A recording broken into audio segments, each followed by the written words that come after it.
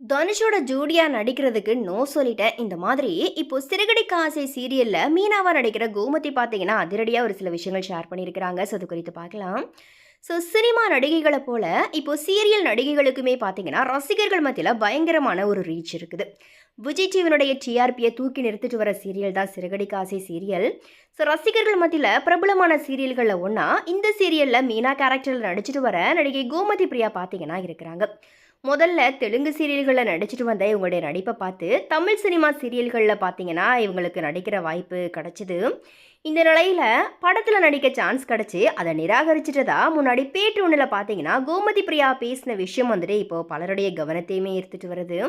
அதாவது இயக்குனர் வெற்றிமாறனோட அசுரன் திரைப்படத்தில் நடிக்கிறதுக்கு கோமதி பிரியாவுக்கு வாய்ப்பு கிடைச்சிருக்குது. ஆனால் அதை அவங்க ரிஜெக்ட் பண்ணியிருக்கிறாங்க.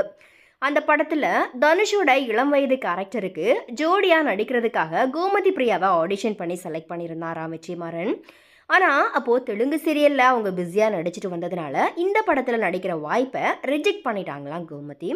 ஸோ இந்த தகவல் பார்த்தீங்கன்னா இப்போ இணையத்தில் பயங்கரமாக வைரல் ஆகுது. ஸோ எனவே இது குறித்த உங்களுடைய கருத்துக்களை மறக்காம கமெண்ட்ஸில் ஷேர் பண்ணுங்கள்.